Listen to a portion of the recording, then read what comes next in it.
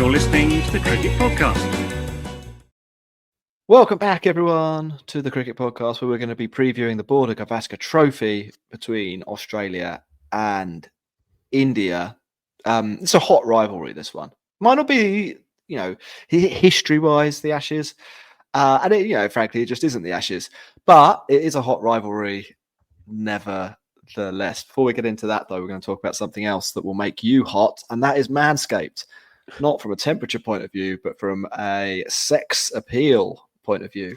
Head over to manscaped.com. You can use the code CricketPod for 20% off plus free shipping, and you can purchase basically any male grooming equipment that you might care to think of. You want to sort your beard out? You can do that. You want to sort your pubes out? You can do that. You want to sort your nose hair out? They got you covered there. Maybe use different apparatus though when you're doing those things. That's what I'm saying. You can buy the whole package. You can dive straight in. Use the code CricketPod for 20% off plus free shipping. We are talking from personal experience here. Sex appeals wise, Ross. You went from what a 4 to a 9. That's fair. Yeah, that is very fair. Yeah. Would it be possible for you to have trimmed your mustache in such a Travis Head-esque, that's a bit of a mouthful, that, Travis Head-esque way without Manscaped? No, it wouldn't. That is very true. Walking, talking example of the increase in sex appeal that you can achieve. Ross Legg, right there. Head over to manscaped.com. Use the code CricketPod for 20% off plus free shipping. Do it now. It's in the show notes. Go. Ross. I've mockingly called the BGT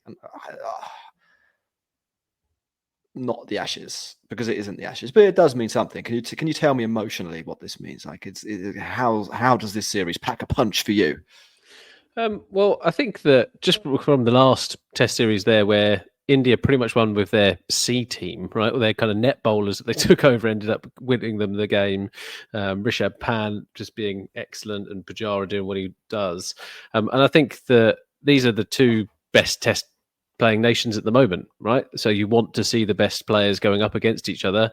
Some of the India fans will be like, oh, we're a team in slight transition. Bollocks. Like, literally, there is a really, really good team that India can take over.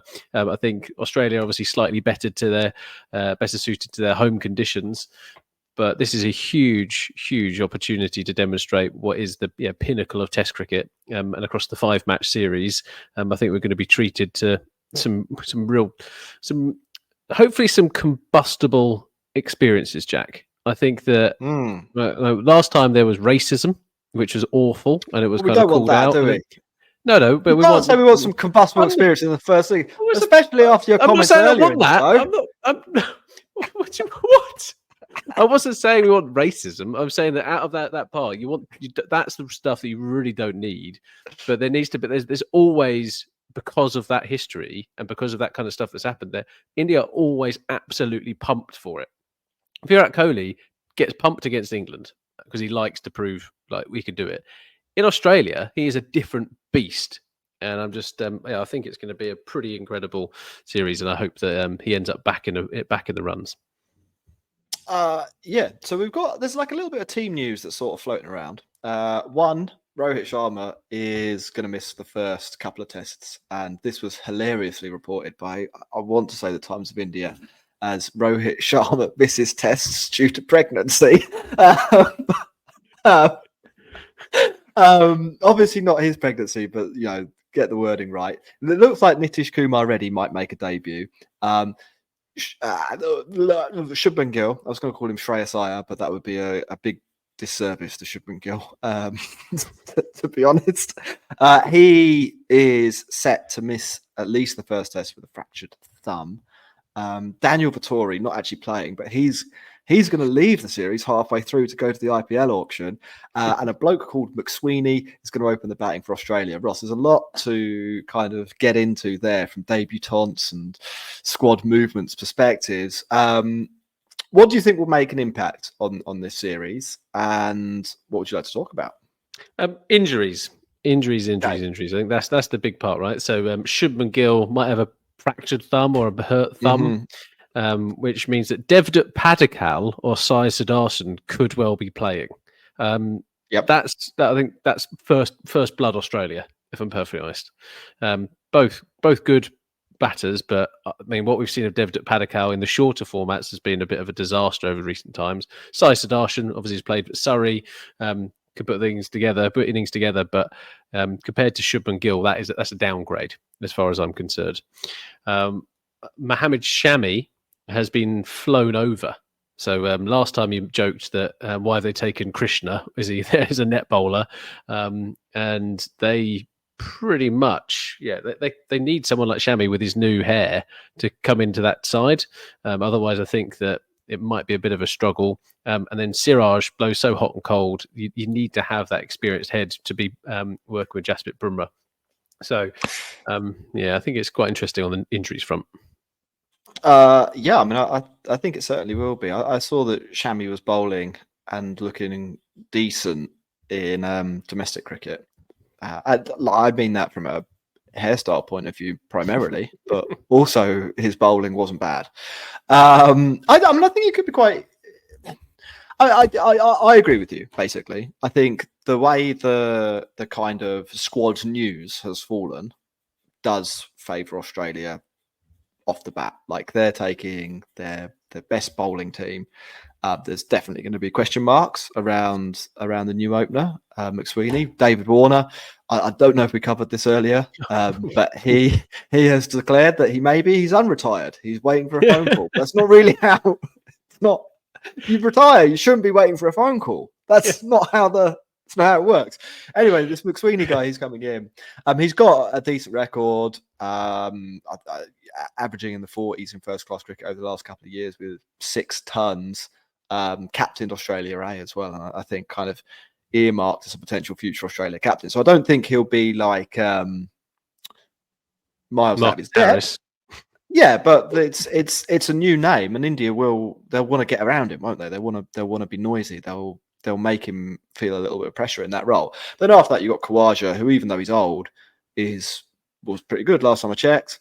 Labuschagne, Smith, Head, Mitchell Marsh, not bad. Even with Cameron Green missing, you kind of look at that, and it's one of those ones where if you're a selector, it's like, oh, well, that solves that problem. Like, who would they pick, Cameron Green or Mitch Marsh?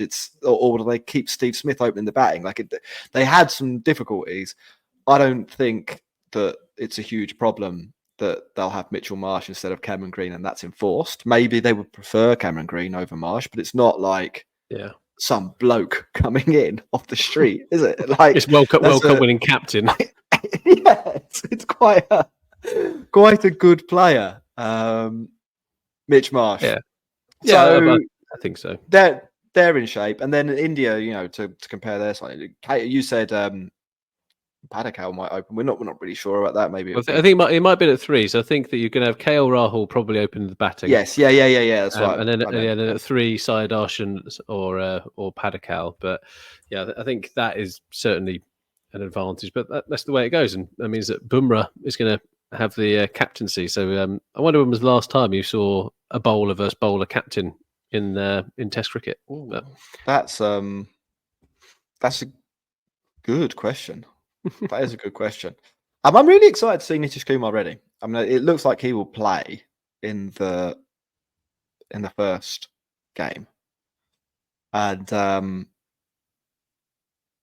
I want to know what he'll do. Like, the first class numbers look really good. He's 21 years old. Like, it could be quite exciting, I think, for India to have someone who, I'd say all rounder might be stretching it, but could be like a very, very capable number 8 and also bowls, some decent seam coming into the team. And we'll see how that goes. At least we're not going to see the Lord play. No, that's the option for our lovely listeners. Yeah.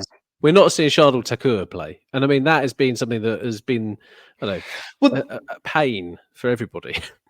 On paper, Nitish Kumar is the bowler, or is the player that people thought Shardul Thakur was. Like, the Shardul Thakur stands. This maybe is the guy that you were actually looking for. It'll be interesting. Well, so this is roughly, I guess, what India will do is KL Rahul, Jaiswal, let's say Padikkal, Kohli. Oh, who bats 5? I think it'll be Jarrell. Jarrell. I think. So and again, I said earlier that maybe it's a bit of bollocks that they're in a transition, but with the injuries, it kind of does read as a team in transition because actually you'd have KL Rahul in the middle order, wouldn't you?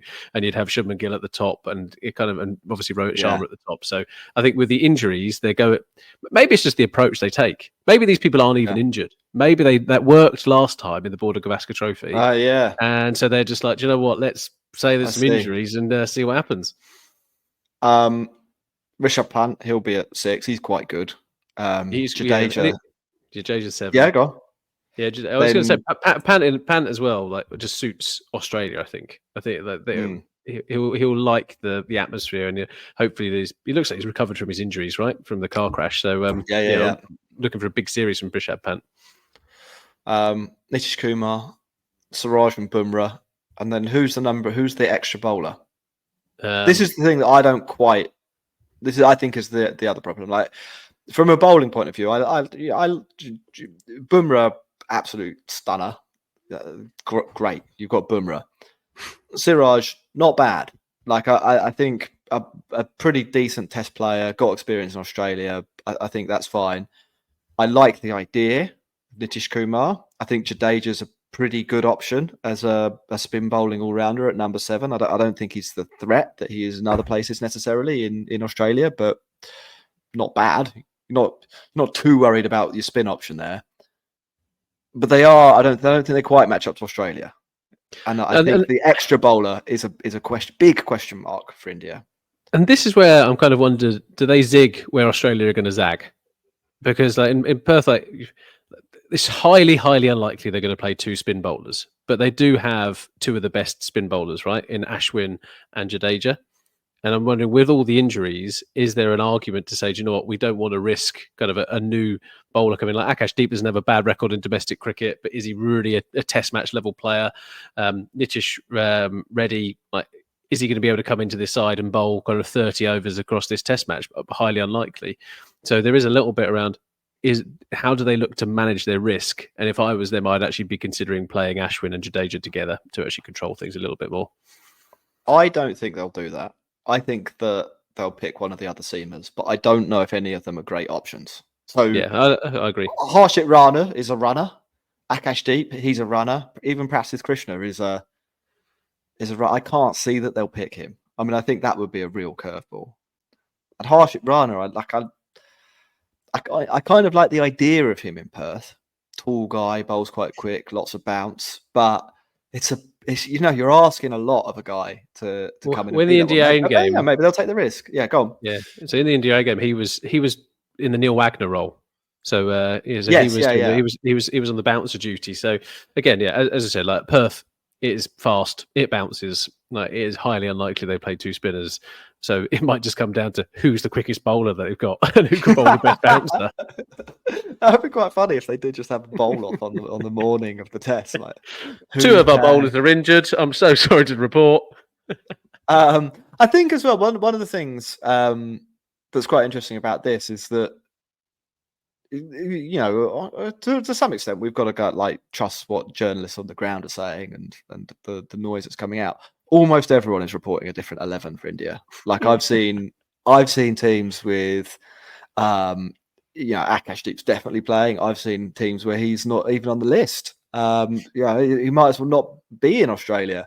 I've seen Iswaran on team lineups, and I've seen him not on team lineups. Like it's Sarfraz Khan. Which number is he going to? Like, is he going to get an opportunity? Like he literally did hit a couple of centuries, didn't he? And then literally got a couple of zeros. He's been far asked about the order, and then he's not even just like, he's not even in the conversation at the moment. Like, it's brutal. It's brutal. Why do people hate Sarfraz Khan? That's what I want to know.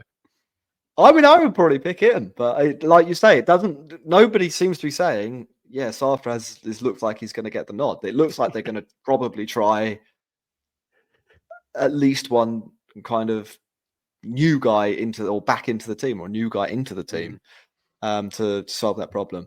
I think it'll be really good. Right, Rob, we need to talk about some key battles. How's this series going to be won or lost? Surely got to be on on the opening bowlers and opening batters, right? If you can get into the middle order quickly and expose either Steve Smith on the Australia side and Marnus Labuschagne, or get Virat Kohli to the crease, that is a huge boon. So that opening passage of play, which Australia are pretty bloody good at, based upon when England go to the Ashes and go and play down under. I think that in the spin department, Nathan Lyon is a better spinner than Jadeja in Test match cricket, so I think Australia have an advantage slightly there. That's going to get some hate. But the benefit there is the lineup that Australia have, right? So if they can get the amount of runs that they need, and they've got batters who've demonstrated that they can bat long and in difficult conditions and amass huge scores, right? If you're coming up against Khawaja, Smith, Labuschagne, there might be a little sheen taken off because they're getting a little bit older now, but compare that to the likes of Jarrell coming into the side. King Legends had a bit of iffy form here and there. Now he's going to be opening the batting. Virat has struggled for form. Like, there needs to be people who are going to really stand up to be counted. But I think it's going to be an unbelievably good Test match series. I'm just a bit gutted it's in Australia because the time zone for us English folk. Yeah, the first test, the start time is 2:20 a.m. for people in the UK. So I don't know what time will it end? Probably you might be, if you wake up early, you'll be able to watch the evening session. But that is quite a tough. That's a tough time. I kind of agree with you. I mean, I think if I was looking at the teams and going to point at some key players, I think Rishabh Pant, will be vital for India's chances. I think they'll need probably big runs from him, and probably quite possibly quick big runs as well. He's the player who has proved they can do it in Australia and is near the peak of their powers. I know Kohli's got runs in Australia before, but he is probably off the other side of the peak, to be honest. And I think Pant therefore becomes the key guy in the India middle order, and I think Jaiswal opening the batting. I think it's a big series for him. Like his introduction to Test cricket, you'd probably say that the body of work he's put together, it looks like he might be the best or one of the best batters in the world. But a lot of that work has been delivered in conditions that suit Jaiswal. And a lot of that work came against like England's,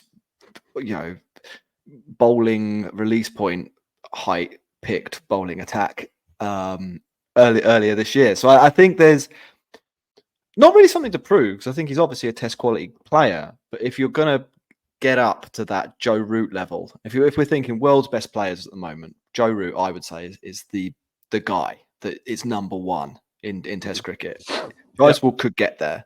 And I think this is the kind of series where if he makes runs, then we start saying the best players in the world are Root and Jaiswal.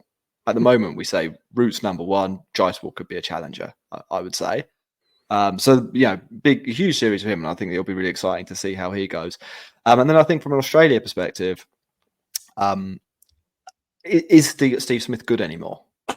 I think that is... him opening up was a bit of a disaster, wasn't it, for Australia? It didn't work. Yeah, it didn't work. He had such a high peak that he had a little bit of margin to fall and still be a really good player. But we have to start asking this question. It happens to people. They get old. They diminish in capability. He's going to be playing a big role. He will, at some point in this series, be coming in with the score 20 for 2 and Bumrah on the march. Can he stand up to that? Does he still have it in his locker to make those runs? India did a really good job against him, I think, in the last BGT in Australia by bowling really straight and packing the leg side and frustrating him.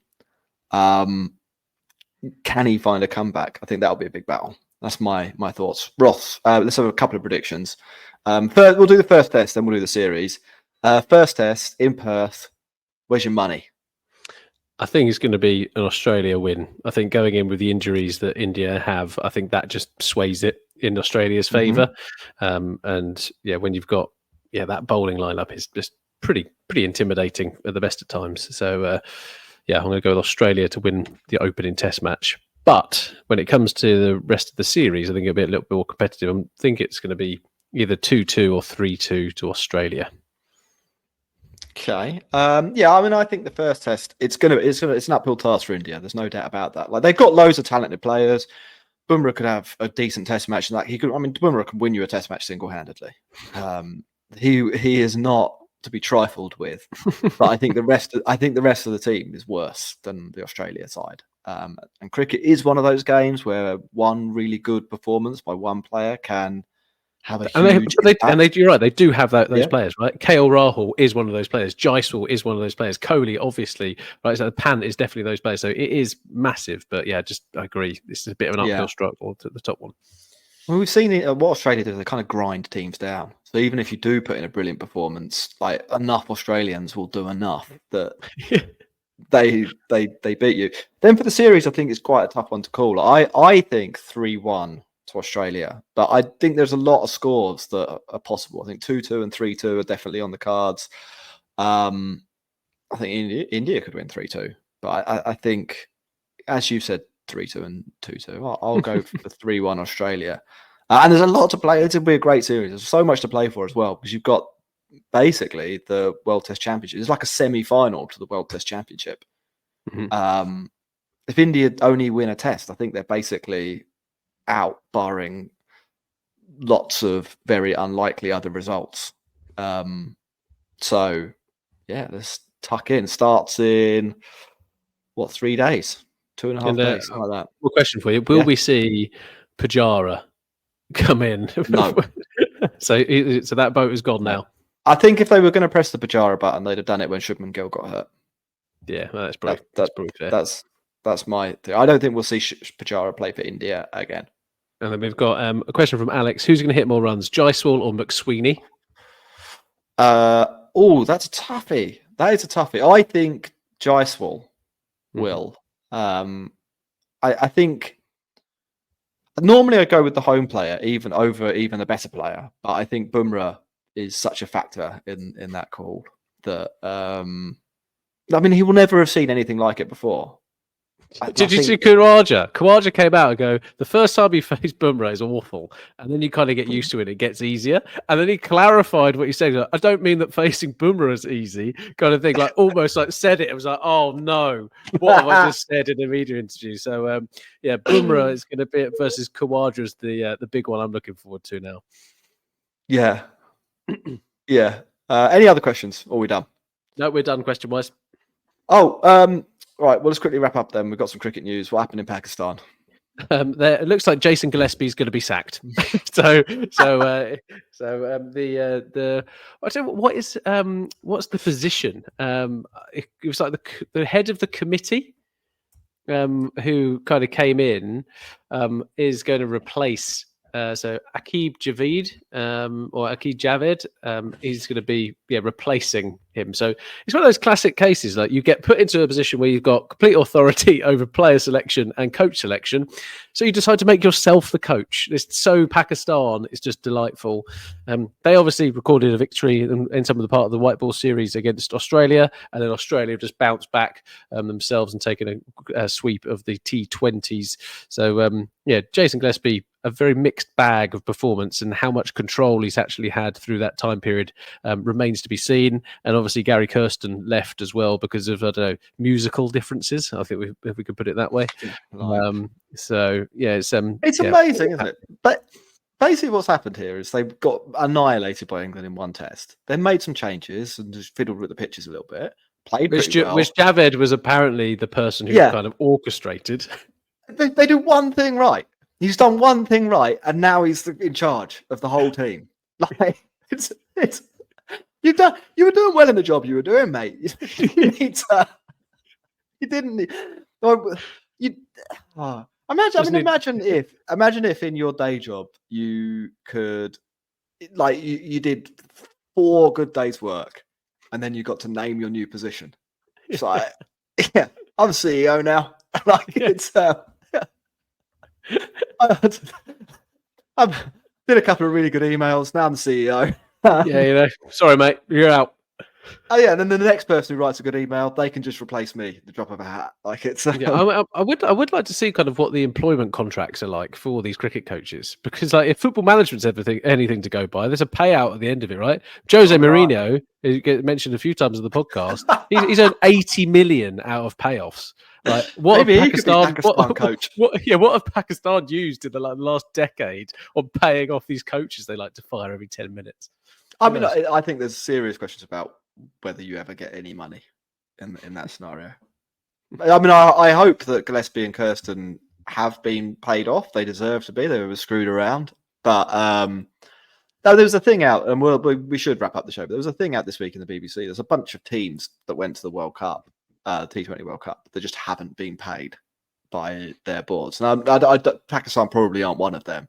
But this sort of thing happens in cricket all the time. So I wouldn't expect even a head coach role at an international level to include a significant financial package if somebody does just decide to make themselves the head coach and replace you.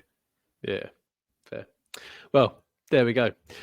Right, my front door is going, so I shall speak to you all later. Goodbye, everyone.